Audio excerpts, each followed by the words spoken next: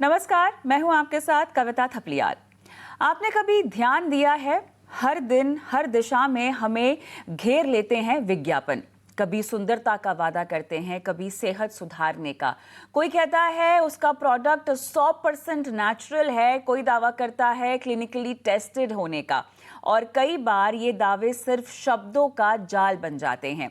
हाल ही में एक रिपोर्ट भी सामने आई है। एडवर्टाइजिंग काउंसिल ऑफ इंडिया यानी एस्की के अनुसार 8000 से ज़्यादा विज्ञापन नियमों का उल्लंघन करते हुए पाए गए हैं। इसमें सबसे ज़्यादा शिकायतें health care, skin care, digital product से जुड़ी हुई हैं। मामा अर्थ एक ब्रांड जो नेचुरल और सेफ प्रोडक्ट्स का दावा करता है, इसके खिलाफ 186 विज्ञापनों का नियम तोड़ना या नियमों के विरुद्ध इस ब्रांड को पाया गया है, इनके विज्ञापन पाए गए हैं।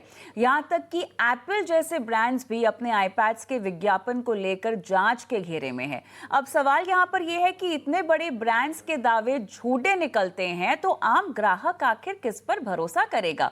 और चिंता की बात यहां पर यह है कि इन मामलों में 85% विज्ञापन डिजिटल प्लेटफॉर्म्स पर थे, यानी वहीं जहां हम सबसे ज्यादा समय बिताते हैं, जहां हमारे बच्चे, परिवार और हम खुद लगातार इन दावों के संपर्क में रहते हैं। तो अब समय है जागने का, सवाल पूछने का और अपने हक की पड़ताल करने का। इस शो में हम सिर्फ शिकायत नहीं करेंगे, हम तथ्यों की पड़ताल करेंगे, कानून की समझ बढ़ाएंगे यहां पर, और साथ ही जानेंगे कि कैसे उपभोक्ता अपने अधिकारों की रक्षा कर सकता है। क्योंकि जब प्रचार जिम्मेदारी से ना हो तो जागरूकता ही सबसे बड़ा हथियार बन जाती है। और आज जो बड़े सवाल हम पूछ रहे हैं शो पर, आपकी स्क्रीन पर भी फ्लैश करते हैं। क्या आप जो खरीद रहे हैं वो वाकई में आपको उसी तरह से मिल रहा है? विज्ञापन में जो दिखाया गया है, क्या वो सच था या सिर्फ चमक धमक? क्या नेचुरली डर्मेटोलॉजिस्ट या डर्मेटोलॉजिस्टली टेस्टेड, क्लिनिकली अप्रूव्ड जैसे दावे क्या सिर्फ दिखावा है? इन दावों का कोई वैज्ञानिक आधार है या ये सिर्फ मार्केटिंग की चाल है? क्या डिजिटल प्लेटफॉर्म उपभोक्ता को भ्रमित कर रहे हैं? इंस्टाग्राम, यूट्यूब पर जिन प्रोडक्ट्स की तारीफ हो रही है, क्या वो प्रचार है या उनके पीछे कोई सच्चाई भी है?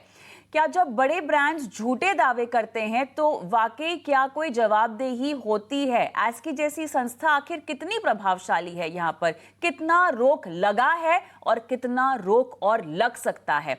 क्या भारत का उपभोक्ता अब भी सबसे कमजोर कड़ी है? क्या हमारे पास पर्याप्त जानकारी है, अधिकार है अपना हक मानने के लिए? क्या अभी भी ये स्थिति है या कम पड़ रही है? क्या आप जानते हैं कि अपने हक के लिए कहां और कैसे शिकायत करनी है? उपभोक्ता अदालत, सीसीपीए या एस्की कौन है आपके साथ? क्या आपकी चुप्पी ब्रांड्स को फरेब करने की छूट दे रही है? सवाल पूछना क्या अब जरूरी नहीं हो गया है? हमारे साथ खास मेहमान जिनके सामने ये सवाल हम रखेंगे, मनीषा कपूर जो कि सीईओ है और सेक्रेटरी जनरल हैं एस्की की, हमारे साथ हैं। डॉक्टर आनंदिता मेहता, सीईओ हैं consumer education research centre India में, और बिजॉन मिश्रा जो कि कंज्यूमर राइट एक्टिविस्ट हैं, लॉयर भी हैं। आप सभी का स्वागत है हमारी इस बेहद खास पेशकश में। और मनीषा, आपके पास आऊंगी सबसे पहले क्योंकि रिपोर्ट की बारीकियां हमें जाननी है। 8000 से ज्यादा विज्ञापन गलत पाए गए हैं। क्या ये चीज ये बताती है, साबित करती है कि भारत में विज्ञापन नियमों को लेकर जिम्मेदारी पूरी तरह से कमजोर है? क्या हम ऐसा समझे? क्योंकि देखिए, बड़े बड़े ब्रांड्स की बात हो रही है, मामा अर्थ की बात हो रही है, एप्पल जैसे ब्रांड्स जो हैं वो शिकायत के घेरे में आ गए हैं। क्या ये बड़े हैं इसलिए ये नियमों का अनदेखी हो रहा है? एक्चुअली इसमें 2-3 चीज़ें आ जाती हैं। अगर हम देखें कि बाज़ार में कितने विज्ञापन हैं, तो शायद लाखों या करोड़ों में उनकी संख्या होगी। तो अ, मतलब एक जो ये 8000 का नंबर आप बता रहे हैं, वो मतलब कंप्लेंट्स उतनी ही आई हैं, लेकिन जो विज्ञापन हमने एक्चुअली प्रोसेस किए, वो 7000 के करीब हैं।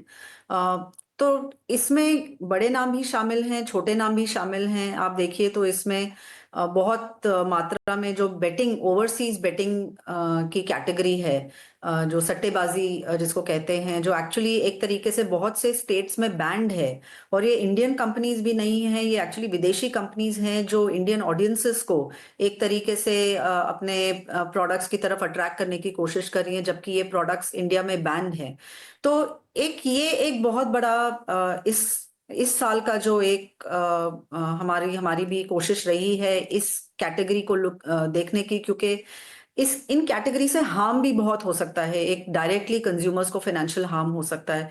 तो एक सट्टेबाजी की कैटेगरी बहुत बड़ी उभर के आई है इस समय। रियल एस्टेट, जहां पे शायद हम अपने जीवन भर की पूंजी लगा देते हैं, उनके विज्ञापनों पे हमने खूब इस बार निगरानी रखी, जो महारेरा है, महाराष्ट्र रेरा अथॉरिटी, उनके सहयोग के साथ। और बाकी जो आप देख रहे हैं, पर्सनल केयर, हेल्थ केयर, ये कैटेगरीज भी साल दर साल आती रहती हैं, कहीं ना कहीं ये उभर के आती हैं। तो इसमें कुछ तो प्रॉब्लम्स हैं, और कुछ इन्फ्लुएंसर्स को जो ज्यादा यूज करते हैं, तो उसमें भी हमने देखा है कि जो इन्फ्लुएंसर एड्स हैं, वो कहीं ना कहीं इन्फ्लुएंसर शायद थोड़ी पतली गली से निकल जाते हैं। तो ये भी एक चिंता का विषय बन जाता है। बिल्कुल, यहाँ पर जो चिंता के विषय आपने बताए हैं, मेरे ख्याल से इन शिकायतों में केवल इजाफा ही हुआ है, और इसकी तस्वीर बेजौन सर आप बेहतर तरीके से दे पाएंगे, क्योंकि आप उपभोक्ता अधिकार को लेकर काफ़ी समय से लड़ाई कर रहे हैं। और अब ये एक नई तरह की चर्चा जब से डिजिटल मीडिया या विज्ञापनों ने तूल पकड़ना शुरू किया है, झूठे दावे पहले भी आते थे, लेकिन अब इनकी संख्या ज़्यादा हो गई है। क्या ये कहना सही होगा? हाँ कविता जी, पहले तो आपको क्लियर कर दें कि हम लॉयर नहीं हैं। तो आपके दर्शकों को बता दीजिए कि हम लॉयर नहीं हैं। हम एक एकेडमिक प्रोफेसर हैं। हम टीच करते हैं इंस्टीट्यूशंस में on consumer behaviour, consumer protection, और पॉलिसी मेकर्स, लॉ मेकर्स के साथ हम बराबर संपर्क रखते हैं ताकि पॉलिसी की चेंज हो और नया कानून आए हमारे देश में जो उपभोक्ताओं के पक्ष में हो। अब हम ये कहेंगे कि कभी भी कोई संख्या यदि बढ़ रहा है, वो अच्छे होते हैं। संख्या बढ़ना अच्छा होता है, क्योंकि वो दिखाता है कि जागरूकता बढ़ रहा है। जब जागरूकता बढ़ता है, तब शिकायत का संख्या भी बढ़ना चाहिए, और बढ़ता भी है, देखा गया है साइंटिफिकली। जब आप स्टडी करेंगे, आप देखेंगे अवेयरनेस के साथ साथ लोग और फीडबैक देना चाहते हैं, लोग टटोलना चाहते हैं कि हमारे तंत्र कैसे चल रहा है, ये जो advertising standard council of India है वो कैसा है, चल रहा है कि नहीं, कैसे चलते हैं, कैसे हमारे पक्ष में बात करते हैं। ये सारे हर व्यक्ति जो जागरूक हैं वो देखना चाहता है। तो संख्या से कभी भी डरना नहीं चाहिए, संख्या बढ़ना चाहिए, हमारे हिसाब से। पहला तो चीज ये। दूसरा, आप जो कहे हैं, और मनीषा जी भी बात उठाई है, ऑनलाइन गैम्बलिंग पोर्टल्स को लेकर, हमारे देश में ये गैर कानूनी है actually. Gambling is not allowed in our country, or if it is allowed, then state government allows it on a certain parameters. जो फर्स्ट लॉटरी जो स्टेट गवर्नमेंट शुरू किया था हमारे देश में, it was Sikkim lottery, the first lottery जो शुरू किया था। तो उसको देखा देखी जब सरकार ने देखा, स्टेट गवर्नमेंट ने देखा कि काफी अच्छा कमाई होता है, टैक्स काफी इकट्ठा हो जाता है, तो हर एक स्टेट लॉटरी शुरू किया कानूनी रूप से। वो लोग उनको परमिशन दिया, और स्टेट गवर्नमेंट खुद चलाते थे। अब ये सारे जो प्राइवेट ऑपरेटर्स, विदेशी लोग को जो अलाउ किया गया है, जो आ रहे हैं प्राइम टाइम में दिखा रहे हैं, नेचुरली इसका रेगुलेशन आना अनिवार्य है, और हम लोग इसका कोशिश कर रहे हैं, और बहुत जल्दी इसका एक उपाय हम लोग निकालेंगे। लेकिन हम लोगों के पास क्षमता की कमी है, हम लोग के पास साधन की कमी है, जो एस्की के पास नहीं है। क्योंकि एस्की के जो मेंबर्स हैं वो सब बड़े बड़े दिग्गज ब्रांड्स हैं, वो उनको पैसे देकर वो इमीडिएटली सुप्रीम कोर्ट में इसको लेकर नालिश कर सकते हैं। लेकिन हम लोग नहीं कर सकते हैं, कंज्यूमर ऑर्गेनाइजेशंस। हमारे पास नहीं है साधन, हमारे पास नहीं है क्षमता। हम उस ढंग के वकील को नहीं नियुक्त कर सकते हैं जो एस्की कर सकता है। तो एस्की को तो करना चाहिए, इस ढंग के काम में एस्की को दिखना चाहिए एज अ फ्रंट रनर। केवल वो अपने मेंबर्स के हित को लेकर नहीं काम कर सकते हैं, मेंबर को आम जनता के हित में भी काम करना चाहिए। जो आस्की के मेंबर्स हैं उनको ये समझना चाहिए कि कैसे हम लोग निष्पक्ष होकर एक ऐसा इमेज बनाए कि इंडस्ट्री को भी लोग देखने लगे कि वो उपभोक्ताओं संरक्षण को लेकर उन लोग भी जागरूक हैं। ये सवाल कई बार खड़ा भी हुआ है मनीषा, किस तरह से और मजबूती और सख्ती यहाँ पर एस्की जो है वो बरत रहा है। बेजॉन सर, शायद आपका अनुभव एस्की के साथ भी रहा है पिछले कुछ समय में, उस वक्त और इस वक्त में कितने बदलाव? मनीषा, क्या एस्की के पास वो अधिकार हैं जहां पर शिकायत या कार्रवाई की जा सके, या जो बेजॉन सर कह रहे हैं वो आप उससे इत्तेफाक रखती हैं? नहीं, मैं तो इनफैक्ट सरप्राइज हूँ कि बेजॉन ये बोल रहे हैं कि एस्की सिर्फ इंडस्ट्री के पक्ष में काम करती है। अगर वो सच होता तो मुझे लगता है कि कोई भी संस्था इंडिया में इतने एड्स को नहीं हम परखती है, इतनी पब्लिक रिपोर्ट नहीं डालती, हर एक डिसीजन जो हमारा है हमारे वेबसाइट पे होता है, इस ट्रांसपेरेंसी से फिर हम काम नहीं करते। तो मुझे लगता है कि जो एक तरीके से जो बनी है ये उपभोक्ता के प्रोटेक्शन के लिए ही संस्था बनी है, और मुझे कहने में कोई शक नहीं है कि वो हमारा नंबर 1 प्रायोरिटी है और उस पर हम अवगत हैं। और साल दर साल आप देखिए तो और जैसे बेजोन सर बोल रहे हैं कि साधन हमारे पास बहुत है, हम भी एक नॉट फॉर प्रॉफिट ऑर्गेनाइजेशन है, पर जितना हमसे हो सकता है हम उस चीज के पीछे नहीं ये करते कि हमें नहीं है। हम जो अभी आप देखेंगे कि पिछले साल मतलब इसी साल जो अभी खत्म हुआ है उसमें हमने 3000 से ज्यादा एडवर्टाइजमेंट्स सरकार को आइडेंटिफाई करके दिए हैं। ये हमारी टीम बैठी है, हम एआई के सॉफ्टवेयर यूज करते हैं और ये हम देते हैं क्योंकि हमारे पास वो अथॉरिटी नहीं है कि हम इनको निकाल दें। जो ये है ये वेबसाइट्स निकालनी पड़ती हैं, ये जो कई मिनिस्ट्रीज हैं उन्हीं के पास ये एक पावर होती है ये करने की। तो जो मिनिस्ट्री ऑफ इंफॉर्मेशन टेक्नोलॉजी है वो ये काम कर सकती है, तो उन तक हम मिनिस्ट्री ऑफ इंफॉर्मेशन ब्रॉडकास्टिंग के द्वारा ये पहुंचाते हैं कि ये लिस्ट ऑफ एडवर्टाइजिंग है। इवन विद होम मिनिस्ट्री हम उनके साथ काम करते हैं ये लिस्ट देने में, पर जो निकालने का काम है ये हमारी अथॉरिटी नहीं है। तो हमारा इसमें, और आप देखिए तो इस चीज में ऐसा नहीं है कि कोई भी एक संस्था पूरा काम कर सकती है। जैसे CERC है, कंज्यूमर ऑर्गेनाइजेशंस हैं, बेजॉन सर बहुत इन कंज्यूमर ऑर्गेनाइजेशंस के साथ भी जुड़े हुए हैं, सरकार है, अलग अलग इसमें जो भागीदार हैं एक तरीके से जो कंज्यूमर प्रोटेक्शन में है, हम सबको साथ काम करना है।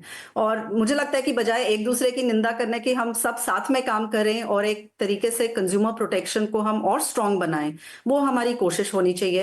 एट एस्की हम लगातार इस चीज में लगे हुए हैं, हम अपनी इन्वेस्टमेंट कर रहे हैं मॉनिटरिंग में और आगे इसको हम बढ़ाते रहेंगे। बेजवान सर, आप कुछ कहना चाह रहे थे? कविता जी, हम थोड़ा आना चाहेंगे। हाँ जी, जी बोलिए। जी मैं यहाँ पे एक इंटरवेंशन छोटा सा करना चाहूंगी। पहले तो हम मनीषा जी को क्लियर कर दें, आपसे बेटर कौन जानता है कि हम आपको कभी क्रिटिसाइज ना किए हैं ना करेंगे। आप ये समझिए, नो प्रॉब्लम, उससे हम थोड़ा इम्प्रूव हो सकते हैं। दीदी हम कुछ बोल रहे हैं वो हम आस्की को और एक सक्रिय रूप देने के लिए बोल रहे हैं। बिल्कुल इसलिए बोल रहे हैं क्योंकि आस्की का इमेज बहुत इंपॉर्टेंट इमेज है हम लोग के लिए, क्योंकि एक सिंगल वॉलंटरी इनिशिएटिव है हमारे देश में जिसको हम सब जगह पे कोट करते हैं, हम सब जगह पे ये कोट करते हैं, लेकिन जो कमी है उसको तो दूर करनी चाहिए। कमी क्या है कि आपके पास आंकड़ा है, आप ओनर है उस आंकड़े के, हम उस आंकड़ों को लेकर हम सुप्रीम कोर्ट के सामने नहीं जा सकते, हम उस आंकड़ों को लेकर हाई कोर्ट के सामने नहीं जा सकते, हम उस आंकड़ों को लेकर लॉ मेकर्स और पॉलिसी मेकर्स के सामने नहीं जा सकते। तो आपको क्या करना चाहिए कि आपका आंकड़ा जो बन रहा है वो कंज्यूमर ऑर्गेनाइजेशंस को इन्वॉल्व करके बनाना चाहिए, ताकि उस आंकड़े में ओनरशिप आए, उस आंकड़े में एक निष्पक्षता आए, उस आंकड़ों में एक न्यूट्रलिटी आए, तब हम लोग आगे बढ़ सकते हैं। नहीं तो आप आंकड़ा निकालते रहिए, आप चिट्ठी भेजते रहिए जो आप भेजते थे जब हम भी थे 10 साल आपके साथ, हम लोग कई चिट्ठी भेजते थे रेगुलेटर्स को कि ये ऑफेंस हो रही है, ऐसा ऑफेंस हो रही है, आपने कई चिट्ठी लिखे हैं, लेकिन किसी का भी जवाब नहीं आता था, ढंग से जवाब नहीं आता था। तो उसका केवल एक ही उपाय है, पॉलिसी चेंज करना या नया कानून लाना, जो आप कर सकते हो, हम लोग नहीं कर सकते हैं। हम बार बार यही कह रहे हैं क्योंकि हमारे पास साधन नहीं है, आपके पास साधन है जो इंडस्ट्री आप देती है। बिल्कुल। अनिंदिता जी, आप भी कुछ कहना चाह रहे थे चर्चा? जी मैम। इस चर्चे में एक्चुअली मैं ये ऐड करना चाहूंगी कि एस्की के पास एनफोर्समेंट की जो पावर्स है वो नहीं है, it's a self regulating body. तो वो they can give directions, पर enforcement या penalties जो provision है वो ASCII के पास नहीं है. एंड इसी कारण जब CERC ministry of consumer affairs के साथ काम कर रही थी और एक 3 साल का बहुत महत्वपूर्ण प्रोजेक्ट उन्होंने किया, जिस दौरान हमने कई हजार एड्स 3 सालों में ASCII के we brought to their notice, and उसमें से of course about 70+% of ads जो हमने बताया था ASCII को वो अपहेल्ड हुआ है, लेकिन उसकी जो अमलीकरण है, जो एनफोर्समेंट है, वो कहीं ना कहीं रह गई है, नहीं हो पाई है, because of the limited powers that ASCII has in terms of enforcement. वो एक नंबर 1 है, जिसके कारण जब ये नया कंज्यूमर प्रोटेक्शन एक्ट बना 2019 में, तब CERC ने ही रिकमेंडेशंस भेजे थे मिनिस्ट्री को कि CCPA की निर्माण की जाए, जिसके तहत जो गामा पोर्टल है आज, वो ग्रीवेंस रिड्रेसल वेब पोर्टल जो मिसलीडिंग एडवर्टाइजमेंट्स के लिए बनाया गया है, विच अलाउज कंज्यूमर्स को ये हक है कि वो कंप्लेंट्स ऑनलाइन दर्ज करवा सके गामा पोर्टल में, और ये मिनिस्ट्री के तहत ये पोर्टल है, और ये एक सेंट्रल पॉइंट है of collecting and processing complaints which are related to misleading advertisement. But कहीं ना कहीं वहां भी खामियां हैं. मैम, खामियां किसी को अवेयरनेस ही नहीं है मैम, यहाँ पर तो जागरूकता की ही कमी है. और दूसरी बात ये है कि लोग पे आ रही थी जी कि जागरूकता की कमी है. Consumers as a individual they are not empowered, उतनी उनमें एम्पावरमेंट नहीं है, उतनी इच्छा नहीं है, उतनी दे आर नॉट सशक्त इनफ टू एम्पावर्ड इनफ. क्योंकि कंप्लेन करने के बाद इस बात का विश्वास है कि अगर हम चलिए थोड़ा सजग होकर हम कंप्लेन कर भी देते हैं तो उसका कुछ हल नहीं निकलने वाला है, और कौन कोर्ट कचहरी के चक्कर में फंसेगा, कौन दिमाग लड़ाएगा. बड़े बड़े ब्रांड्स हैं, इतने महंगे महंगे इनके टर्नओवर्स हैं, इन्हें क्या पड़ी होती है एक आधा कंप्लेन की. बिजॉन सर मेरे ख्याल से ज्यादा इस पर विस्तार से बातचीत कर पाए. जी मैम, बोलिए. ASCII को एस्केलेट करते थे हमारे मिसलीडिंग एडवर्टाइजमेंट्स, तो कई बार ये भी होता था कि ASCII हमें कहता था कि आप उस पर्टिकुलर ब्रांड के वेबसाइट पे जाके you yourself escalate the issue, जो हमारे लिए प्रॉब्लम्स होती थी, क्योंकि हमारे पास वो साधन नहीं है कि हम इतने बड़े बड़े ब्रांड्स के पास जाके और एस्केलेट करें इंडिविजुअल कंपनीज, इंडिविजुअल मल्टीनेशनल्स के साथ. तो ये सब इश्यूज हमने भी फेस किए हैं जब but what I would like to say is कि थोड़ा प्रोएक्टिव अगर ASCII हो, and it should be a collaborative effort, मतलब साथ में मिलके काम करें. जैसा कि बेजॉन जी ने भी कहा, मनीषा जी को भी पता है कि अगर हम रेगुलरली एडवर्टाइजमेंट को स्कैन्स करते रहते हैं, अब भी हम ASCII को नोटिफाई करते हैं, भेजते हैं, बट रिस्पॉन्स जो आनी चाहिए, तो एक ASCII के वेबसाइट पे है कि 12 दिन में रिस्पॉन्स आता है या 12 दिन में होना चाहिए, उसका निकाल होना चाहिए, लेकिन वो कहीं ना कहीं हमारे एक्सपीरियंस में 3 वीक तक लग जाती है. जब तक ये एडवर्टाइजमेंट चल चुका होता है, जो नुकसान होना है वो हो चुका होता है. करेक्टिव एडवर्टाइजमेंट्स की भी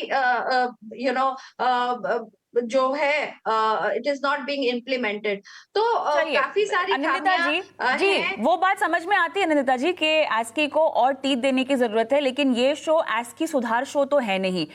उसके लिए बहुत सारे स्टेक होल्डर्स हैं जो उस पर बात कर सकते हैं. मैं तो अपने उपभोक्ता, अपने कंज्यूमर, अपने दर्शक के लिए बात कर रही हूँ. केवल ASCII के पास जाके शिकायत दर्ज करना तो एक एकलौता हल है नहीं, कहीं भी जाया जा सकता है. बिजॉन सर, सवाल ये है कि जो कानून हमारे पास है, क्या वो पर्याप्त है डिजिटल युग के लिए? क्या वो कानून जो प्रोटेक्शन के लिए है वो क्या पर्याप्त है? सवाल यहाँ पर ये है. ASCII ने हाईलाइट कर दिया, चलिए उसको मजबूत करना है नहीं करना है वो तो प्रशासन देखे, प्रणाली देखे, कानून देखे कैसे उनको और आगे बढ़ाना है. बाकी फोरम्स पे भी जाके अगर आप शिकायत करते हैं, वहां भी सुनवाई नहीं होती है. क्या लॉ एंड ऑर्डर की कमी है बेजॉन सर? बिल्कुल सही. बिल्कुल सही. बेजॉन सर से मैं टेक लेना चाहती हूँ अनिंदिता जी. बेजॉन सर. बिल्कुल सही कविता जी, हम ये कह रहे हैं कि कानून हमारे देश में पर्याप्त है, पर्याप्त, मोर देन इनफ. हम लोग को और कानून नहीं चाहिए. हाथ जोड़ के हम बोल रहे हैं कानून नहीं चाहिए. अभी हम ये चाहते हैं, अभी हम केवल इतना ही चाहते हैं कि जो आंकड़ा आस्की ने निकाले हैं मेहनत से, 7,000 लोगों का निष्कासन करके जो उन्होंने एक आंकड़ा निकाले हैं, उस आंकड़ों में ध्यान देनी चाहिए। और जितने रेगुलेटर्स हैं, फूड सेफ्टी अथॉरिटी, सीडीएससीओ, जितने स्टेट ड्रग कंट्रोलर्स, जितने मतलब उपभोक्ता संरक्षण के लिए district commission, state commission, national consumer dispute redressal commission, उनको भी मतलब वो कानूनी रूप दिया गया है कि आप क्लास एक्शन लिटिगेशन कर सकते हैं, आप समूह रूप से आप एक क्लास एक्शन कर सकते हैं ये आंकड़ों के साथ। आप सारे जितने कंपनीज हैं उसको एक साथ एक डायरेक्शन दिला सकते हैं, क्योंकि ये आंकड़ा एक हमारे लिए सबूत है, और यदि उस सबूत में कोई कमी है तो उसको सरकार को पूरी करनी चाहिए। इसीलिए हम लोग सेंट्रल कंज्यूमर प्रोटेक्शन अथॉरिटी बनाए हैं। उस कानून को बनाने के लिए हम लोग सब सक्रिय रूप दिए हैं, केवल एक संस्था नहीं दिया है इंडिया में, हजारों संस्था मिलकर ये कानून को बनवाने का कोशिश की है, तब वो कानून बना है। और वो कानून जब बना है, जब सेंट्रल अथॉरिटी बनी है, तो सेंट्रल अथॉरिटी का काम केवल शो कॉज नोटिस देना नहीं है।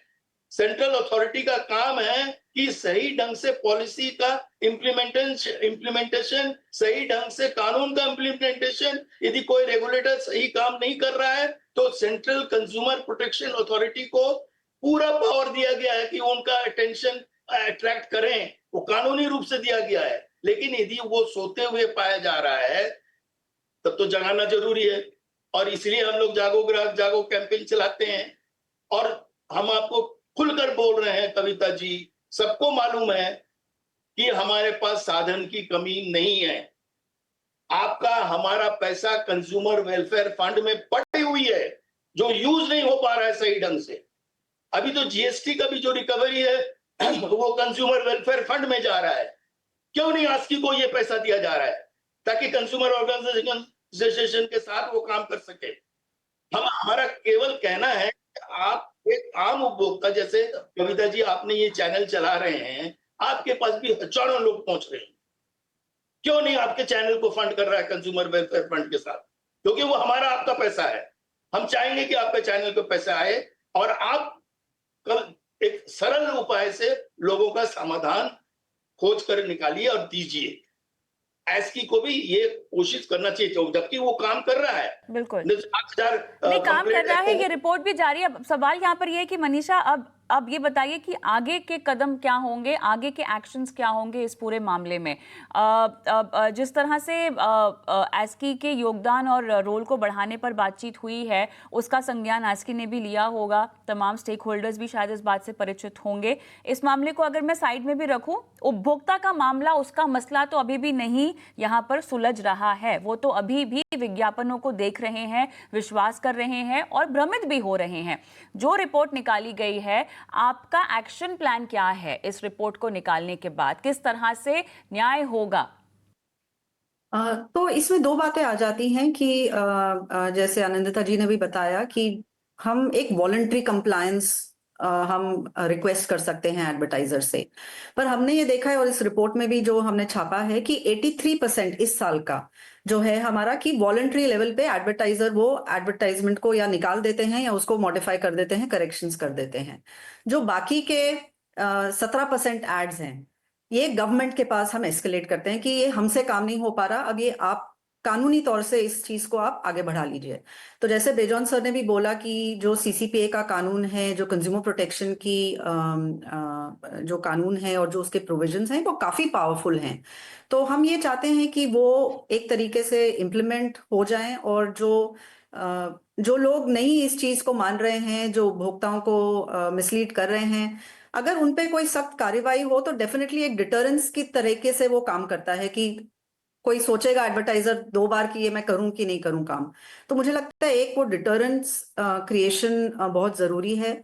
और दूसरी मैं कहूंगी एक बात ये भी है कि आजकल का जो एक डिजिटल एज है, इसमें सरकार को भी, जैसे एस्की जैसी संस्थाएं हैं और जो कंज्यूमर प्रोटेक्शन संस्थाएं हैं, इनको भी जो लैंडस्केप है ये बहुत वास्ट हो गया है कि डिजिटल में एक अलग तरीके के ऐड होते हैं। पहले एक टीवी था कि चलो इतने नंबर एड्स आते थे, एक साल में हम इतने एड्स को देखते थे। अब तो वो रोज की संख्या में हजारों करोड़ों एड्स बाहर निकल रहे हैं। तो इस चीज को मॉनिटर कैसे किया जाए, तो टेक्नोलॉजी का क्या यूज हो सकता है इनको मॉनिटर करने के लिए। ऑटोमेटिकली ये कुछ एड्स फ्लैग ऑफ हो सकते हैं। जो प्लेटफॉर्म्स है उनका एक बहुत बड़ा रोल है कि ये एड्स, उनकी इंटरनल पॉलिसीज और उनकी इंटरनल मॉनिटरिंग से ये एड्स बाहर नहीं आने चाहिए। क्योंकि एक बार देखिए हजारों करोड़ों एड्स बाहर आ गए, उनको ठीक करते करते टाइम लगता है। पर अगर कोई सॉफ्टवेयर सिस्टम है जो इनके पब्लिश होने से पहले ही इनको रोक लगा ले, जो प्लेटफॉर्म्स हैं, जो बड़े बड़े प्लेटफॉर्म्स हैं जहाँ पे आजकल एड्स हम देखते हैं, वो क्या इन्वेस्टमेंट कर रहे हैं टू मेक श्योर कि जो एड्स पब्लिश हों वो पहले से ही ठीक हो। क्योंकि आज की तादाद में जितने एड्स पब्लिश हो रहे हैं वो पब्लिश होने के बाद करेक्टिव एक्शन लिमिटेड ही हो सकता है। जो इसका प्रिवेंटिव एक्शन है, चाहे वो एजुकेशन हो, चाहे वो प्लेटफॉर्म्स के ऊपर कुछ रिस्पॉन्सिबिलिटी हो कि क्या एड्स पब्लिश हो रहे हैं, ये सारी चीजें अगेन साथ में काम करना जरूरी है। और कई कई लॉज में मैं बेजॉन सर के साथ सहमत हूं कि लॉज एक्चुअली हमारे पास काफी हैं, पर कई एरियाज में जैसे बेटिंग और गैम्बलिंग हो गया, इसमें स्टेट लॉज हैं और सारा मामला आजकल डिजिटल पे आ गया है। तो उसका कोई एक फ्रेमवर्क थोड़ा सा आज की तारीख के एड्स के लिए रेलेवेंट करना, मुझे लगता है उसमें थोड़ा सा शायद काम हमें पड़ेगा। चलिए, मेरे ख्याल से ये चर्चा के बहुत सारे पहलू हैं और अंत में देखिए उपभोक्ता के हितों पर ही सवाल खड़े होते हैं और मामला कहाँ अटक रहा है इस पूरी चर्चा में वो बात उभर के भी आई है। कहीं ना कहीं सभी स्टेक होल्डर्स को एक पेज पर होना बहुत ज़रूरी है।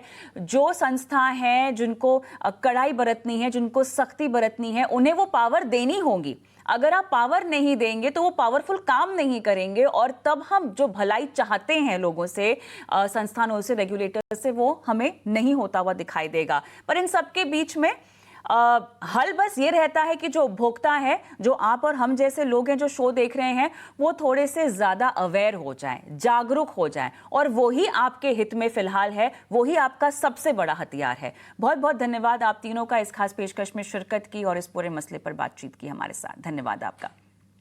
मुझे भी इस खास चर्चा में इजाजत दें। नमस्कार।